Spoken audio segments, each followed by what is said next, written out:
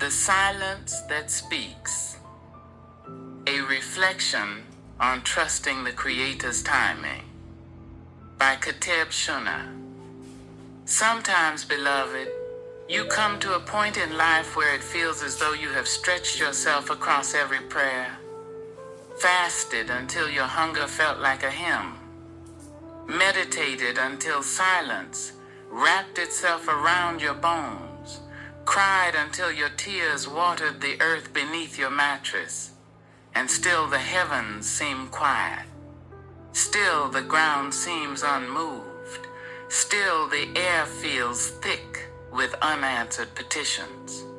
You've done all you know to do, whispered your heart's secrets into the night, raised your hands until your shoulders ached, and yet nothing appears to change. But let me remind you of a truth older than the mountains and deeper than the seas. The very moment you called upon the Creator, He heard you. He did not place your request on hold.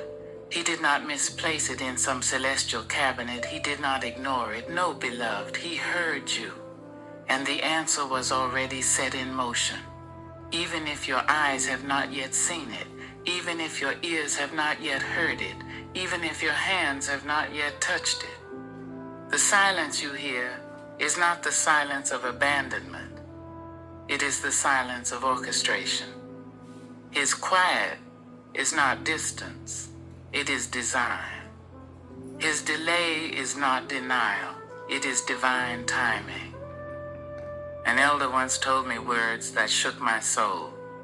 The Creator is shy to leave His beloved empty-handed when they raise their hands to Him. Imagine that the one who hung stars like lanterns in the heavens, who commands oceans and seasons, who breathes life into the newborn's cry, this very being humbles Himself to never let you leave, empty-handed when you stretch out your palms.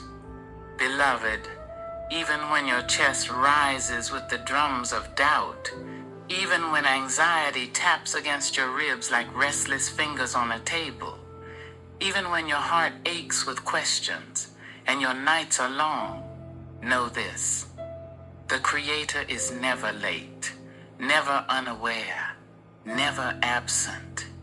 He is preparing you. He is protecting you. He is positioning you.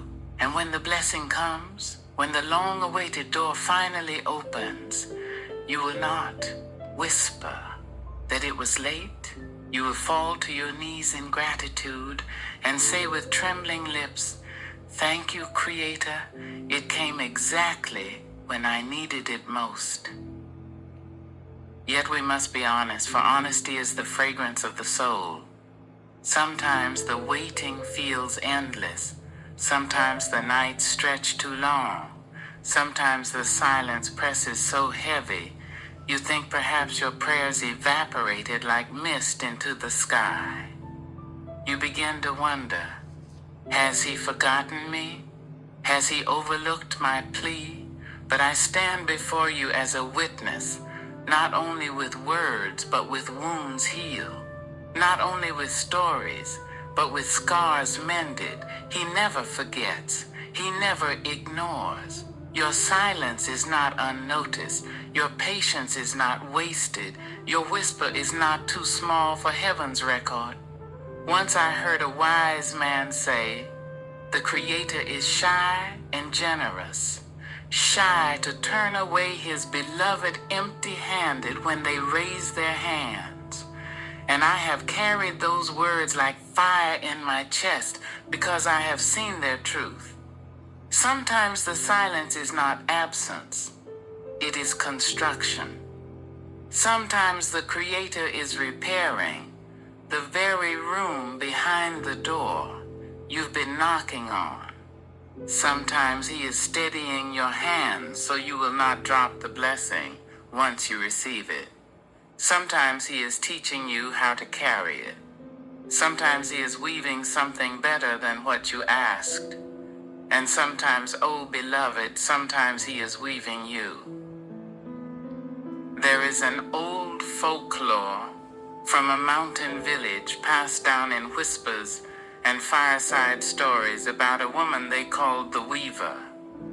Her home was small, but inside it stood a loom so large it seemed to touch the rafters. People would come to her with their burdens, their unanswered prayers, their aching questions, and she would listen without interruption. Then she would walk to her loom, and without a word she would begin weaving. Thread after thread, some bright, some dark, some thin as hair, some thick as rope, all found their place. One day a young man came storming in, his eyes red with tears. "Mother Weaver," he cried, "I have prayed for years. I have begged, I have fasted, I have waited, and still the Creator has not answered." "Why?" The Weaver smiled, never lifting her gaze from her loom. "Child, do you see this cloth?" "Yes," he said impatiently. "Do you see the empty spaces between the threads?" "Yes," he said again. "Those spaces are where you think nothing is happening," she said softly. "But without them, the pattern cannot exist. The silence between the threads is what gives strength to the cloth." Still unsatisfied, the young man shook his head. "But why does the Creator take so long?" The Weaver stopped her work. She lifted her wrinkled hands as though holding a bowl and said, "Because if He gave you everything at once, you would spill it like soup in a child's hands. He waits until your hands are steady enough to carry the blessing." The young man left humbled, and the village carried her words through generations, reminding each other whenever the waiting felt long. The silence is the thread between the blessings. Beloved, I confess to you my own journey through silence. I once walked storms not of rain, but of despair. I danced with depression, though I never asked it to lead. My circle was unstable, my path uncertain.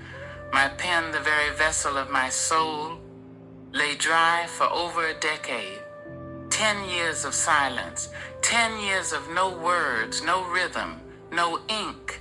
And I thought perhaps I had been abandoned. I thought my prayers had dried up in the desert of heaven.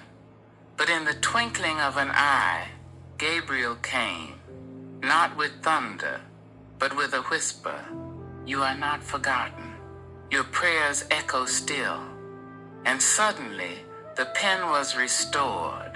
The ink flowed again, not from my hand, but from my heart. I learned then that the Creator's delay was not His denial. It was His discipline. He was teaching me how to carry the ink with reverence, to let my words serve as vessels, not vanity. The waiting had not wasted me. It had shaped me. The silence had not starved me. It had seasoned me. Waiting is like a garden in winter. You look out at the frozen soil and you see no blossoms, no fruit, no beauty. The ground looks barren and you might think nothing is alive. But beneath the earth, where eyes cannot see, the seeds are drinking water, the roots are stretching deeper, the soil is warming them for their appointed time. If they bloom too early, frost will kill them. If they bloom too late, the sun will scorch them. Only the gardener knows the right time. And beloved, your soul is a garden, and the Creator is your gardener. Do not despise your winter, for it is there that your roots grow. Do not compare your neighbor's blossoms to your barren soil. For rain falls on different fields at different times, and every garden blooms in its season. I remember nights when silence pressed on me so heavy, I thought my prayers had bounced back unanswered. But I learned that silence is not emptiness. It is fullness too deep for words. Each tear was recorded, each sigh was written down, each whisper was inked in heaven. Angels do not waste ink. They record everything.